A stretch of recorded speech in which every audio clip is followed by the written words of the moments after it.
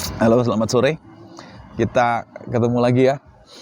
Saya ada di Lembang ini. Lembang the Lodge the Lodge The Lodge Maribaya. The Lodge Maribaya.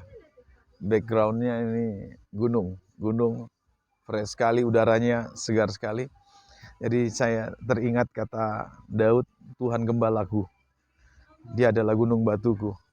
Kesanalah aku berlindung. Baik, hari ini kita isi acara kita bincang-bincang tentang yang namanya iman. Apakah iman itu? Seringkali orang mengatakan iman itu berkenaan dengan keyakinan pada golongan tertentu. Padahal tidak. Kalau bicara iman berarti suatu kepercayaan yang dikaitkan dengan Tuhan. Kalau Anda percaya sama saya, Anda bilang itu percaya sama saya. Tapi kalau kamu percaya sama Tuhan disebut iman, ya. Kalau Tuhan berkata-kata disebut Tuhan berfirman. Tapi kalau manusia berkata-kata ya bisa dikatakan perintah atau kata-kata manusia. Jadi yang namanya iman itu kepercayaan yang berhubungan dengan yang Maha Kuasa. Sementara berfirman berarti perkataan yang Maha Kuasa. Kalau saya berbicara dengan Anda disebut itu adalah pembicaraan kita. Tapi kalau kita bicara sama Tuhan disebut doa. Jadi kalau kita bisa membedakan, yang namanya doa berarti berkata-kata sama Tuhan. Bukan sama pemerintah atau sama manusia, tapi sama Tuhan. Kalau dibilang beriman berarti bukan percaya pada manusia, tapi percaya kepada Sang Halik, pencipta langit dan bumi. Kalau bilang berfirman berarti kata-kata dari Sang Halik. Berarti di sini kita lihat bahwa Tuhan kita itu adalah satu pribadi. Satu pribadi, Tuhan itu esa. Tuhan bisa berkata-kata, dan kita juga bisa berkata-kata kepada Tuhan melalui conversation, percakapan disebut doa. Dan karena Tuhan tidak kita lihat, karena Tuhan adalah dalam bentuk roh, diperlukanlah kepercayaan. Sama seperti HP. Kita tidak bisa melihat signal, tapi kita percaya signal ada. Sehingga Anda mau beli HP. Kalau Anda tidak percaya signal, ngapain beli HP mahal-mahal? Ya kan? Dan ngapain kita punya HP? Dan apa gunanya HP kalau misalnya kita tidak punya signal di tempat itu? Begitu juga, ngapain kita mau beriman kalau Tuhan itu nggak ada? Dan hal yang pertama yang harus mendasar sama kita harus percaya bahwa Tuhan ada. Pencipta langit dan bumi ada. Para saintis membuktikan bahwa kesemestaan alam ini tidak terjadi secara kebetulan atau teori Big Bang. Tidak. Tapi ada Sang Creator. Ada satu pribadi yang maha tinggi, yang maha kuasa, yang maha karya, yang maha cerdas menciptakan semua alam semesta ini. Kalau kita memperhatikan dari struktur atom yang paling kecil, dari proton, neutron, itu mirip sekali dengan keberadaan planet-planet kita yang disebut galaksi. Dan susunannya, komposisinya bergerak itu sama dengan sel-sel yang ada dalam tubuh kita. Jadi ada satu benang merah yang sama. Dan itu sebabnya kita bisa melihat ini bahwa alam semesta ini diciptakan secara teratur berdasarkan planning. Oke, tidak berlama-lama, saya mau menjumpai sahabat-sahabatku yang tetap setia di Kita Bisa Channel ini. Kita Bisa Channel ini bukan sarana channel untuk menggurui. Saya merasa lebih pintar daripada kamu. Tidak. Ini hanya sebuah wadah untuk memberikan percikan-percikan pengalaman, percikan-percikan pengetahuan dari apa yang saya ketahui. Yang mudah-mudahan ini bisa menjadi faedah, menjadi manfaat bagi Anda. Dan ini juga akan bisa menjadi stimulus, perangsang, sehingga kita bisa termotivasi untuk lebih maju. Namanya kita sama-sama belajar. Saya belajar dari pengalaman Anda juga belajar dari saya apa yang saya ketahui. Dengan demikian kita akan bisa saling melengkapi satu sama yang lain. Oke, saya sapa buat sahabatku Uti Imran Yusuf dari Gorontalo. Apa kabar ya Uti? Baik-baik semuanya. Buat Ko Alex, gimana kabarnya? Semoga sehat selalu. Juga buat Ibu Yul Walili, Angko Angki, sehat-sehat selalu ya. Yang tetap selalu ada di channel Kita Bisa Channel. Dan ada juga Sela di Jogja ya, Sela PSI, selalu stay tune ya di Kita Bisa Channel. Dan saya berharap apa yang kita sharingkan di sini bisa mendapat tempat dalam pikiran dan hati kita. Karena saya tidak bicara tentang agama, saya mau bicara tentang kebenaran yang tertulis, yaitu firman Tuhan yang bisa merubah kehidupan kita. Dari kaum suku bangsa apapun kita. Karena menurut pengamatan saya, agama hampir tidak bisa menyelesaikan persoalan hidup. Justru agama membuat kita seringkali mengkotak-kotakan diri, memisah-misahkan diri. Kita menganggap bahwa agama kita paling benar daripada agama yang lain. Sehingga gak segan-segan dengan alasan agama kita bisa membunuh orang. Alasan agama kita bisa membenci. Satu rumah pun kalau kita berlainan agama, kita merasa agama kita paling baik, kita bisa bertengkar. Sehingga agama ini seperti memberikan sekat-sekat pada kemanusiaan. Dengan alasan agama kita, maka kita tidak menganggap lagi manusia itu mempunyai nilai-nilai yang tinggi. Padahal inti dari kesemestaan alam adalah cinta kasih. Sebab Tuhan itu kasih adanya. Tuhan itu penyayang, maha penyayang. Maha penyayang. Kita diciptakan menurut gambar dan rupa daripada Tuhan. Berarti ada kesetaraan kita dengan Tuhan. Sehingga Tuhan sangat tidak menyukai kalau ada manusia saling membenci satu sama yang lain. Seperti ada di dalam kitab suci tertulis bahwa barang siapa membenci sesamanya, dia adalah pembunuh. Dan pembunuh tidak akan masuk dalam kerajaannya Tuhan. Jadi Tuhan tidak menyukai kebencian, pembunuhan. Nah, kita kembali kepada iman. Iman berarti percaya kepada Tuhan. Saya mau ambil ayat referensi yang tertulis dalam suratan Ibrani pasal yang ke-10 ayat 38. Dikatakan begini, tetapi orangku yang benar akan hidup oleh iman. Dan apabila ia mengundurkan diri, maka aku tidak berkenan kepadanya. Wow. Maaf, mungkin di belakang kita ada suara-suara alami ini ya, seperti jangkrik, seperti bunyi-bunyi musik. Saya kebetulan ada di sebuah kafe, tempat makan, saya ngopi di sini. Ya, oke, kita ngopi, ini kopinya, asik kan? Ya. Teks ini mengatakan begini, tetapi orangku yang benar akan hidup oleh iman. Saya bangga sekali waktu membaca ayat ini, orangku. Kita bangga kalau disebut orangnya gubernur, orangnya presiden, orangnya pejabat tertentu. Seringkali itu dikatakan ini orangnya bupati, ini orangnya ketua, ini orangnya menteri, orangnya ini dan sebagainya. Tapi yang mengatakan orangku, ini pemilik Khalik langit, pencipta langit dan bumi. Dia mengatakan orangku. Saya kadang-kadang merenung begini ya, orangku. Semua alam semesta ini kan miliknya Tuhan. Jadi nggak usah bilang orangku sebenarnya. Tapi di sini ada suatu pilihan bagi kita manusia. Kita mau ke Tuhan atau mau hidup sendiri. Karena jujur ya, tanpa Tuhan pun kamu bisa hidup. Kamu bisa kaya, kamu bisa sukses. Tanpa Tuhan. Tanpa pernah beribadah. Bisa. Ya bisa. Bisa terkenal. Tapi saya mau beritahu, tanpa Tuhan kamu gak akan pernah bisa menemukan kedamaian hidup yang sejati. Karena kedamaian hidup, kebahagiaan, sukacita yang di dalam tidak berasal dari luar. Tapi berdasarkan hubungan spiritual kita yang disebut enlightenment. Karena tak ada orang kaya, orang pintar, orang kuat sekalipun yang tidak mati. Pertanyaannya kalau mati mau kemana? Hah? Bukan berarti setelah mati selesai. Tidak, setelah mati ada kehidupan yang baru yang disebut akhirat. Mau tidak mau, Anda pasti ketemu Tuhan. Ketemu seorang pribadi. Itu sebabnya sebelum kita mati, mari kita bertuhan. Kita cari Tuhan. Kita berhubungan dengan Tuhan. Karena apa gunanya semua harta yang kita miliki, pangkat yang kita miliki, kalau tanpa Tuhan, kita mati, kita tinggalkan semuanya. Kita harus berpikir lebih cerdas. Karena manusia diciptakan untuk Tuhan dan untuk kembali kepada Tuhan. Dari tanah akan kembali kepada tanah. Hari ini kita bicara spesial tentang iman. Supaya kita bisa menjalani kehidupan yang benar-benar seperti yang Tuhan kehendaki. Tuhan sudah punya blueprint dalam kehidupan ini. Punya cetak biru supaya manusia itu hidup bahagia, hidup makmur, sukses, kaya, sehat, sejahtera. Tuhan tidak menghendaki kamu stres, kamu kekurangan, kamu miskin, kamu sakit-sakit, kamu tidak bahagia.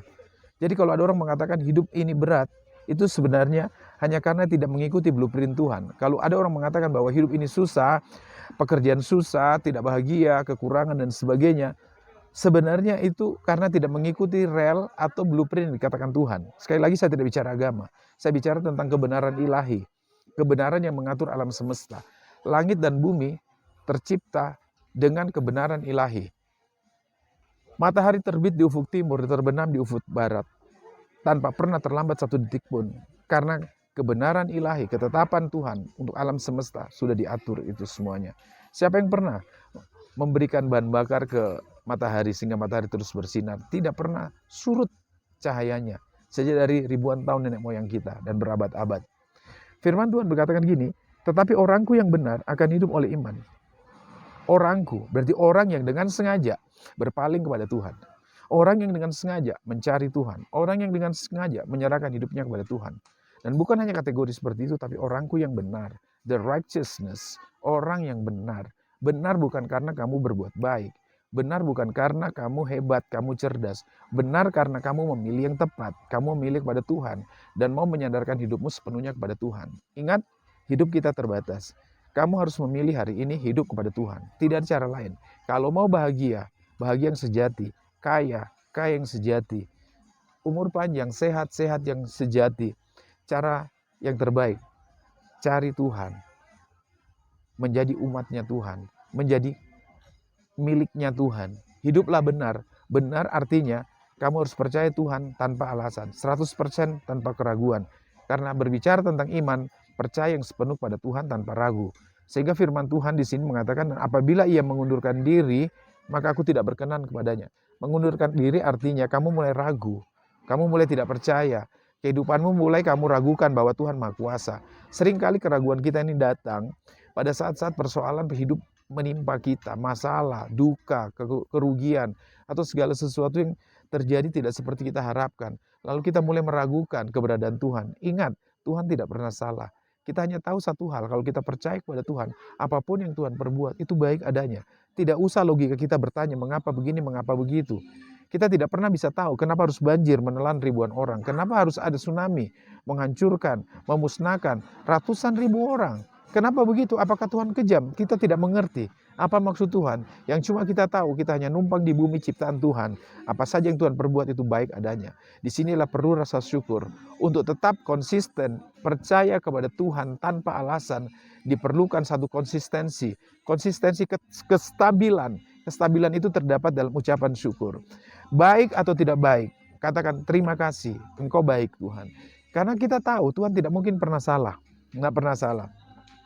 Kita lihat dari ciptaan mahakarya Tuhan yang dahsyat, yang luar biasa ini, Tuhan tidak pernah salah dalam hidup ini. Apa yang Tuhan perbuat itu baik. Coba perhatikan, sungai mengalir ke laut, tapi tidak pernah laut penuh. Ingat, laut tidak pernah penuh. Ikan diambil oleh manusia, miliaran manusia mengambil ikan, memotong daging, memotong pohon-pohonan, kayu-kayuan untuk bangun rumah. Tapi hutan tidak pernah habis. Ikan tidak pernah habis. Selalu supply Tuhan cukup. Tuhan tidak pernah salah. Itu sebabnya kalau kita percaya Tuhan, kita beriman kepada Tuhan, dan ingin menjalani kehidupan yang bahagia, kehidupan yang sukses, makmur, tentram, sehat, percaya kepada Tuhan. Percaya kepada supreme source, ya, sumber provider, pengcukup semua kehidupan hanya pada Tuhan. Percaya tanpa alasan, percaya tanpa logika, mempertanyakan. Kenapa kita harus berani mempertanyakan Tuhan? Wong otak kita aja cuma sebesar ini loh. Siapakah kita? Sehingga sebesar gempalan tangan otak kita ini mempertanyakan kemahakuasaan Tuhan. Tidak ada cara lain. Kalau mau menjadi umat Tuhan atau orang Tuhan yang benar, hanya ada satu cara. Percaya saja tanpa banyak alasan. Dan untuk menjaga konsistensi percaya kita, Anda harus bersyukur. Bersyukur itu levelnya menurut skala kesadaran dari Dr. David Hawkins, ya. Bersyukur levelnya yang tertinggi. Ketika kita bersyukur, selalu bersyukur, kita mempunyai level frekuensi energi tertinggi. Kita bisa menarik semua hal-hal yang tertinggi, hal-hal yang menyukakan, hal-hal yang menyenangkan. Ingat, penyakit ada di level yang paling rendah. Sehingga orang yang punya energi di vibrasi low level, menurut skala Hawkins, itu mudah sekali terserang penyakit. Mudah sekali terserang kemiskinan, kegalauan, keputusasaan, bahkan bunuh diri. Dan hari ini kita bicara iman. Saya bukakan satu referensi lagi di dalam Ibrani pasal yang ke-11 ayat 6. Dikatakan begini, tetapi tanpa iman tidak mungkin orang berkenan kepada Tuhan. Sebab barang siapa berpaling pada Tuhan, ia harus percaya bahwa Tuhan ada dan bahwa Tuhan memberi upah kepada orang yang sungguh-sungguh mencari Dia. Jadi kalau kamu tidak percaya Tuhan, kalau kamu meragukan Tuhan, maka kita tidak akan bisa perkenanan, kita tidak akan matching. Artinya kalau kayak telepon, kita nggak nyambung, nggak bisa nyambung dengan Tuhan. Jangan merasa hebat dengan kemampuan kita sebagai manusia. Semua manusia mati. Steve Jobs, founder daripada Apple, juga mati. Orang-orang kaya, presiden, raja, mati semuanya. Kamu pun juga akan mati, saya pun juga akan mati. Harta bendamu, kekayaanmu, pangkatmu tidak bisa menolong kamu. Uangmu yang banyak, ratusan miliar pun gak akan bisa menolong nyawamu. Dokter hanya untuk membantu, untuk sedikit memperbaiki kesehatanmu supaya umurmu masih lebih panjang sedikit. Tapi untuk mempertahankan umurmu terus-menerus panjang, nggak bisa. Semua pasti akan mati. Sehingga kita harus minta perkenanan kepada Tuhan. Cara berkenan kepada Tuhan tidak ada cara lain. Hiduplah dengan iman. Percaya sepenuhnya. Sekali lagi saya mau katakan, jangan pernah ragukan Tuhan. Jangan pernah bimbang sama Tuhan. Apapun yang terjadi dalam kehidupan kita, syukuri semua itu baik. Katakan itu baik adanya. Baik adanya. Apa saja yang terjadi, bilang baik adanya. Baik adanya. Saya teringat ada satu cerita tentang kepala suku yang hobinya itu berburu. Pakai senjata yang konvensional. Ya pakai amunisi. Sekali isi tembak, dar. Karena suka berburu, dia punya asisten. Asistennya selalu menemani dia. Pada satu waktu, di kala senggang, kepala suku ini membersihkan senapannya. Tanpa sadar, dia salah memantik pelatuknya, triggernya, meledak. Dan alhasil kelingkingnya putus. Waktu kelingkingnya putus, dia berteriak kesakitan. Asistennya berkata, ini bagus, itu bagus. Good. Ya. Merasa dipermalukan, merasa diejek, maka kepala suku memenjarakan asistennya ini. Dia dipenjarakan. Oh, orang putus kehilangan kelingking kok dibilang bagus. Sehingga pada suatu waktu, kelingkingnya sudah daerah di mana kelingkingnya sudah putus, ya sisa 4 jarinya sudah sembuh. Hobinya berburu bangkit lagi sehingga dia berburu tanpa asisten. Asisten di penjara. Karena keasikannya berburu sudah melintasi batas daripada wilayah kesukuannya dan ditangkaplah oleh suku sebelah. Suku sebelah menangkap dia dan setiap musuh yang ditangkap itu selalu dipersembahkan sama dewanya. Diikatlah dia. Disimpanlah di atas mezbah yang terbuat dari batu. Lalu pemimpin agama daripada kepala suku itu mulai berteriak-teriak dan mereka menari-nari siap untuk dibakar dan dibunuh. Tapi sebelum itu dipersembahkan kepada dewanya, ada satu persyaratan yang mereka ketahui, bahwa mempersembahkan kepada dewa harus persembahan yang utuh. Diperiksalah, ternyata didapati jarinya cuma 9 karena kelingkingnya sudah hilang, ya. Jadi dilepaskan dia dengan alasan bahwa ini persembahan yang cacat. Dilepaskanlah dia, tidak jadi dikorbankan. Di situ dia teringat apa kata asistennya, bahwa itu baik.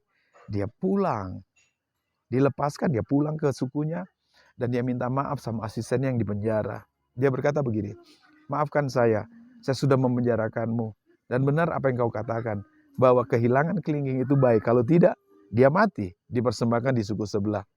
Tapi apa kata asistennya? Ya, kamu penjarakan saya juga baik. Lalu kepala suku ini bertanya, apa baiknya? Karena kalau saya tidak dipenjarakan, saya yang dikorbankan nanti. Jadi semuanya baik, semuanya baik. Hanya mungkin saat ini kita belum mengerti kebaikan apa di balik musibah ini, kebaikan apa di balik kemalangan ini. Nanti pada satu waktu Tuhan akan membukakan ini dan kita baru akan tahu bahwa semuanya baik. Jadi untuk menjaga stabilitas iman kita tetap percaya kepada Tuhan di tengah-tengah situasi sulit, di tengah-tengah situasi yang kita tidak inginkan terjadi dan terjadi, kemalangan kah, kerugian kah, atau apa saja yang tidak baik, tetap mulut kita harus berkata, ini baik, Tuhan baik. Maka dengan demikian konsistensi kita, keterusan menerus percaya kita kepada Tuhan tidak akan terganggu. Dan saya bukakan satu teks lagi dalam 2 Korintus pasal 5, ayat yang ke-7 dikatakan begini, 2 Korintus pasal 5, ayat yang ke-7, ini menarik sekali ya. Dia bilang begini, sebab hidup kami ini adalah hidup karena percaya, bukan karena melihat. So, saya mau buat closing di sini. Hidup yang baik, hidup yang benar, hidup yang penuh dengan kegembiraan, sehat, hidup yang sejahtera, hidup yang dengan kecukupan, hidup bukan karena melihat, hidup karena percaya. Percaya kita kepada siapa? Iman kepada Tuhan. Mari kita praktekkan. Kalau kita melihat situasi yang terjadi ini COVID-19, semua ada distancing area, menjaga jarak dan sebagainya. Kita bisa katakan perekonomian kita lesu. Semua orang terancam bangkrut dan terancam menjadi miskin, menjadi kekurangan. Tetapi kalau kita melihat bukan dengan apa yang kita lihat sekarang, tapi melihat dengan kacamata iman kita, percaya, maka kita akan bisa menjadi lebih baik sekarang ini. Terbukti, orang-orang, para perusahaan-perusahaan, entrepreneur, pengusaha, siapapun dia, justru memanfaatkan situasi yang kelihatannya ini mengancam, menjadi kesempatan dia untuk meraih keuntungan yang lebih besar. Semua sekarang bergerak di bisnis online. Manusia dipaksa untuk melihat, bukan melihat apa yang kelihatan sekarang, tapi melihat jauh ke depan. Dan semua perusahaan online, yang startup sekarang meraup keuntungan, cepat sekali mereka bertumbuh. Kita melihat banyak aplikasi-aplikasi yang memanfaatkan aktivitas online, meraup keuntungan yang besar. Kita tahu Zoom meraup keuntungan yang besar di masa pandemik seperti sekarang ini.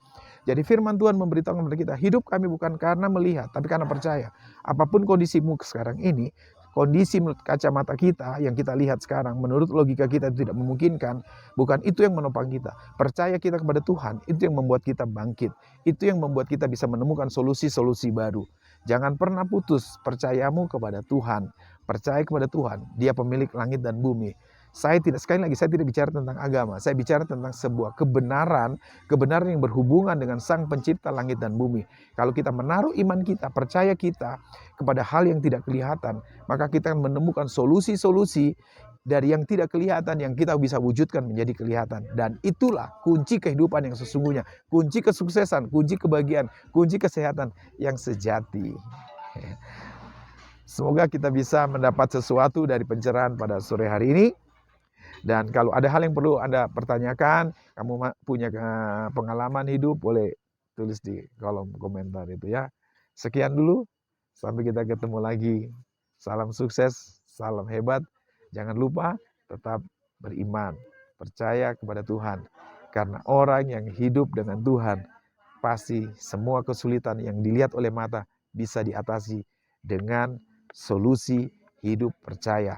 Di dalam imajinasi percaya kita yang sungguh-sungguh, kita akan menemukan way out, jalan keluar untuk segala hal. Jangan putus asa, jangan bunuh diri, jangan kecewa, jangan melihat situasimu sekarang ini mungkin kamu lagi terpuruk, bisnismu lagi macet, kelihatannya semuanya sudah deadlock, tapi selalu ada solusi. Ketika semua pintu yang kau lihat tertutup, masih ada satu pintu di atas yang selalu terbuka, itu pintu iman. Tuhan ada, Tuhan berkuasa,